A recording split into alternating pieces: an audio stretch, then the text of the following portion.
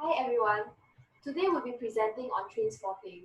It's a film about drug usage. To be specific, it's about heroin usage. It's based off of a novel with the same title by Irving Welsh. The story is set in Edinburgh in the mid 1980s when heroin usage there was just taking off. And by taking off, it got so rampant that articles now refer to it as the Trainspotting generation. The movie takes the perspective of Mark Renton, who is actually quite morally ambiguous in the film. In the starting scene, this is what he starts out with. We take a deep dive into his mentality and his situation right away. His narration seems much like a to do list, a roadmap to a socially constructed idea of a happy and good life. The way he phrased these choices, though, hinted at frustration, cynicism, and increasing empathy. To him, life is pretty meaningless. At least, the life that society deems worthy of living is unreachable to him, and therefore the whole concept is meaningless to him. This is one of the perspectives taken in the film. That the deviant act is an excuse, sorry, that the deviant act is an escape from social constructs and the preference of hedonistic pleasures. To some extent, this echoes the classical perspective in that deviance is actually a rational choice. It's hedonistic and rational, and people make this choice to maximize pleasure and minimize pain. As the film progresses and the character psychology changes, we see other views come into play. These changes are usually accompanied by the deviant acts they perform, revolving around drugs. As the introductory scene finishes, we see the living conditions of the main characters of the film. They are mostly young adults like us and not much older, and they live in rough conditions and are mostly unemployed. One of them is a new mother raising her baby in this condition. In the later part of the film, the baby dies due to a heroin-induced neglect. Coupled with Mark's narration of the never-ending socially engendered goals like life, career, family, good health, fixed interest mortgage payments, and starter homes, the goals are far outside the reach of these unemployed young people. We see the second theory for deviance, enemy. By Merton's understanding, enemy results from discrepancy between socially engendered goals and the availability of legitimate means to achieve such goals. Many of Scotland's struggles grew out of social and economic policy changes made in the late 1970s. A conservative government in London at the time considered industrial cities like Glasgow to be declining and pushed for rapid economic restructuring. The 70s had ended with massive unemployment, felt, felt particularly cleanly in working class, previously industrial areas, and these peripheral housing schemes which had stagnated socially into ghettos. Then we begin to see things from outsiders' perspectives. They speak very condescendingly towards taking drugs, which is very ironic. And I'm not sure whether it's intentional, but two out of these three scenes, the speakers were either drinking or they were smoking. We can interpret that taking drugs is largely regarded as something looked down upon. It's considered deviant behavior, even though quite a lot of people take drugs, because the larger society deemed this as something undesirable, abnormal, idiotic, something to be rehabilitated. There is no explicit labeling of this action except in the court scene when taking drugs was referred to as a terrible affliction. We see another instance of this theory, not specifically targeting drug usage, but a more widespread societal reaction. To our main characters in that era, Englishness was the norm. Scottishness was increasingly seen as a second class thing. There was two types of Scots, those who went to London and made it big, and the second raters who stayed home. It's a very negative outlook. Scots were losers, young people were losers, and the unemployed were losers. As they were already regarded as losers in wider society, the main characters fully accepted that into their self-identity, which led to them turning to drugs as an escape from their unsatisfying life. In the film, the first time Mark Renton tried to quit was actually a voluntary action. He makes all sorts of preparations, but they don't exactly help. The second time he tried to quit was after he was almost sent to prison, and his parents forced him to quit by locking him in his room. This time, the movie showed his physical withdrawal symptoms and his hallucinations. The third time was actually more symbolic, and we don't see the biological, the physical process of it. It happened in the last scene of the movie when Mark Renton steals the money from his friends. This is the money made from trafficking drugs. And with that, Mark echoes the choices from the opening scene, but with a completely different sentiment. With the money he got, he feels empowered now. He feels no longer stuck, unable to achieve the socially enchanted goals we mentioned earlier. Now, he's cleaning up and moving on. He betrayed his friends, which represents him breaking away from his former social circle, and potentially also his attempt at removing the social label pinned on him. And isn't that just ironic that his chance at a normal life comes after the deviant act? From his perspective, the deviant act enabled his redemption and reinvention. Now we'll discuss the similarities between the readings and the movies regarding certain themes. So first, we examine how drugs seem to encourage other deviant behavior. In this scene of the movie, we see how easily the group of friends rob and screw other people over for cash. Pardon me, may I use the bathroom? Thank you.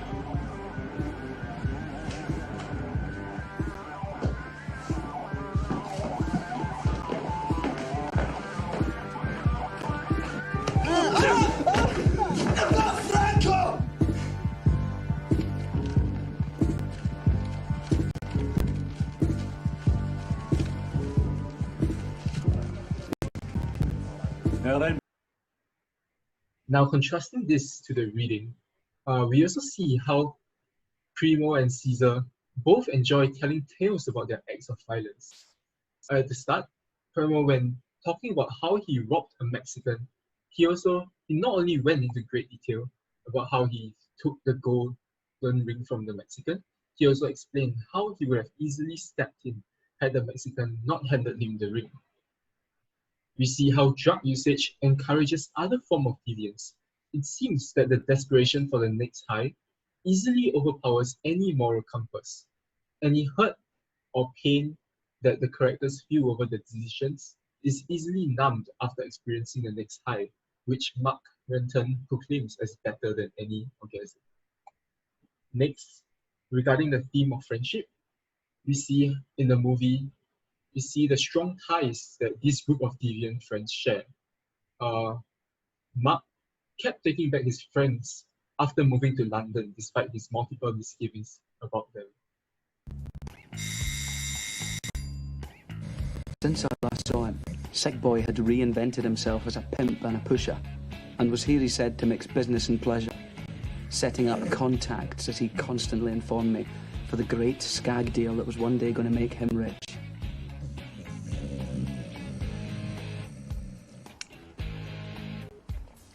Good chips. I can't believe you did that. I got a good price for it. Rents, I need the money. It was my fucking telly! Oh, Christ, if I'd known you were going to get so humpty about it, I wouldn't have bothered. Fucking rented anyway. You gonna read that?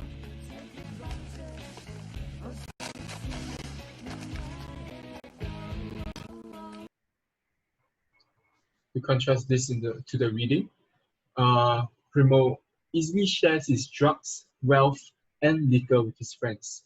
So he said that as soon as Benzi started working with me, it was all party and my money is history. The money just flew. He spent it on hotels, coke, and liquor. He used to treat for everything with everybody. We see how having a strong group of friends help and yet also enforce the worst habits amongst each other, as they find normalcy and comfort within each other, and this further reinforces their deviant behavior from society. Next, on self-worth and addiction. So in the movie, there were multiple scenes, in fact, where we witness this. The first scene is where Tommy didn't take drugs until he lost his girlfriend and had suffered from depression, and then he resorted to taking drugs and asked Mark how heroin feels, even telling him that he's a grown boy. After the baby died, the group also took drugs to mourn the loss of the baby, and we see how Mark successfully kicked his drug habit only after taking out a job as a real estate agent. Think of something to say. something sympathetic, something human. See something, Mark. Fucking say something!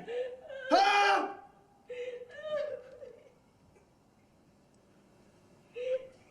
I'm cooking up.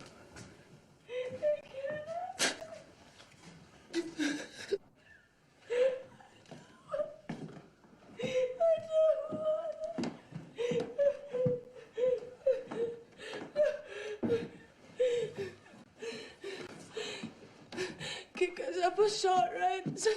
I really need a hit. And so she did. I could understand. So in the reading, Primo only stopped his crack addiction when he assumed a role as a dealer.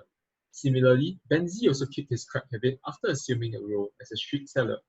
So all these characters resorted to drugs to regain a feeling of self and self-respect when they were at their lowest. Drugs seemed to them as a form of control, and whenever they started to feel low, they could still use drugs to supplement that feeling of like, lostness and loss. Moving on to the differences. We'll watch the end scene of the movie where Mark decided to quit drugs and pursue a normal grown-up life. Person. But that's going to change. I'm going to change. This is the last of that sort of thing. I'm cleaning up and I'm moving on, going straight and choosing life. I'm looking forward to it already. I'm going to be just like you. The job, the family, the fucking big television, the washing machine, the car, the compact disc and electrical tin opener, good health, low cholesterol, dental insurance, mortgage, starter home, leisure wear, luggage, three-piece suite, DIY, game shows, junk food, children, walks in the park, 9 to 5, good at golf, washing the car, choice of sweaters, family Christmas, index pension, tax exemption, clearing the gutters, getting by, looking ahead, the day you die. So in the movie, they simply emphasized, so in the reading, we see how the induction into the world of crack and drug dealing is largely attributed to limited options in the legal economy, their addiction to drugs, and their dependence on the crack economy for economic survival and personal dignity. We see a lot of structural and systemic reasons for this minimum wage crack dealers, as they were forced at a young age to work as factory workers and could not find any other means of employment that would enable them to pursue a normal life.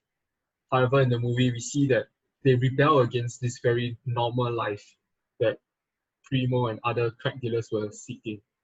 To them, the reason to take drugs was that drugs served as an escape from the perceived routine behavior, and they wanted to escape the meaningless of life through drugs.